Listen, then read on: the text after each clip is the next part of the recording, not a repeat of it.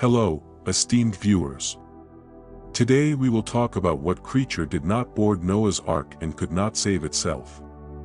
Don't forget to subscribe to the channel and like the video, it's very important for promoting the channel. Now, let's get to the story. On the slopes of hills, lush with the greenery of the ancient world, there lived many creatures, big and small, before the flood. Some of them exist today only in fairy tales and legends, lost in the depths of time. One of these creatures was Leviathan, a gigantic sea monster that roamed the waters, causing tides and storms with its movements. In the days leading up to the flood, Leviathan felt a disturbance in the world. The air became thick, as if anticipating something inevitable. Animals and birds began to gather around the valley where the ark stood, a colossal ship that Noah had been building for decades. Birds circled in the sky, animals roamed the plains, and the water in the rivers seemed restless. God commanded Noah to gather pairs of every clean and unclean animal so that they could survive the upcoming flood.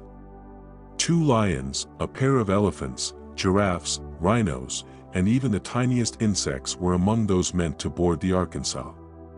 But Noah knew that not all creatures would be allowed to enter his vessel. Leviathan, being a sea creature, believed that it had no reason to fear the flood. It was the embodiment of the power of the waters and had lived in their depths since time immemorial.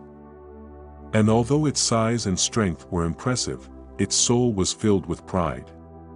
It thought that the water, which it had ruled over for centuries, could not become its enemy. Noah, busy with the final preparations for departure, heard other creatures whispering about Leviathan. They said that even God could not control it and that its pride surpassed all living beings.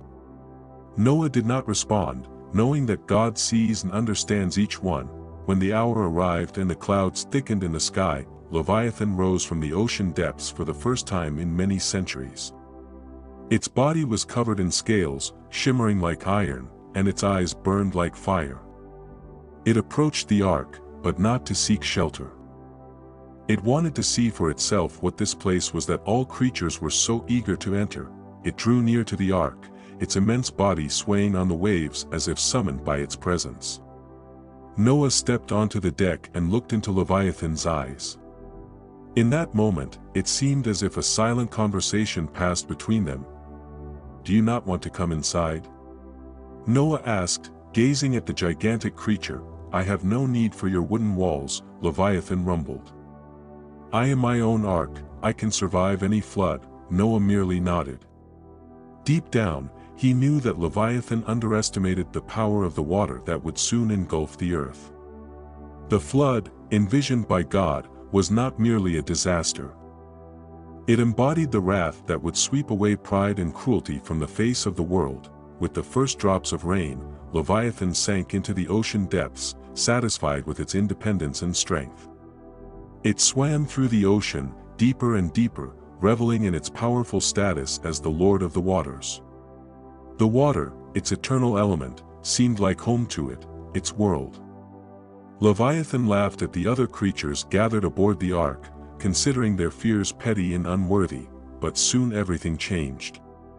Torrents of water began to rise inexorably, flooding every corner of the earth. The proud ridges that Leviathan had known since ancient times disappeared beneath the waves. But the strangest thing was that the water, which had always been obedient to it, was now behaving differently. It no longer submitted to its movements and desires. The water was becoming heavier, denser, as if the very force it had felt was slipping from its grasp. When Leviathan tried to rise to the surface to let out a roar that would make all the seas tremble, it realized it could not break through the thick layers of water. Its mighty body, once effortlessly slicing through ocean expanses, had become slow and helpless. For the first time in its life, Leviathan felt fear. It understood that God's will surpassed even its own power. It, an embodiment of pride and strength, was nothing before the cosmic force unleashed by divine will. In the depths of the ocean, Leviathan continued to struggle, but soon realized that its end was near. It could not comprehend how what it had controlled for centuries had now become its enemy. Its last moment was filled with bitterness, and at that instant, it recognized its mistake, the mistake of pride that had blinded it. When the flood subsided, the waters became calm and tranquil again. The ark continued its journey, and Noah and his family prayed for the new world that would soon open before them. Leviathan was no more. It vanished into the waves, like many other mythical creatures that had refused to submit to God's will. This story remained only in the memory of the few who survived the flood. Noah never spoke of it openly, but inside he knew that even the most powerful beings could not withstand the higher power. Leviathan, in the context of Noah's flood, represents a complex image intertwined with themes of pride, defiance, and eternal punishment. In the Bible, Leviathan is described as a powerful creature associated with the sea. In the book of Job, Job 41, it is depicted as an untamed, unimaginably powerful being, before which man is helpless. This mythical monster symbolizes forces that are beyond human understanding and control, forces of nature that ultimately submit only to God. One of the central themes of the story is Leviathan's pride. As a being that controlled the waters, it saw itself as invincible, untouchable by the flood's power. Its refusal to follow God's command and enter the ark symbolizes its unyielding pride. Leviathan relied on its own might, believing that since it was the master of the waters, it was immune to danger. However, this arrogant view proved to be a mistake. Pride, often discussed in the Bible, is one of the main causes of the downfall of many beings. Lucifer, an angel who rebelled against God, was cast down from heaven precisely because of pride. Leviathan, like Lucifer, believed in its self-sufficiency and independence from God's will. This is a key theme in Leviathan's story. Independence from God and attempts to act against his design lead to inevitable destruction and isolation. Interestingly, the water, which was Leviathan's element, becomes its enemy. The flood, designed as an instrument of cleansing and punishment for humanity's sins, also serves as a symbol of humility before God's will. Leviathan, being the Lord of the waters, could not reconcile with the fact that the same element had now become an insurmountable barrier for it.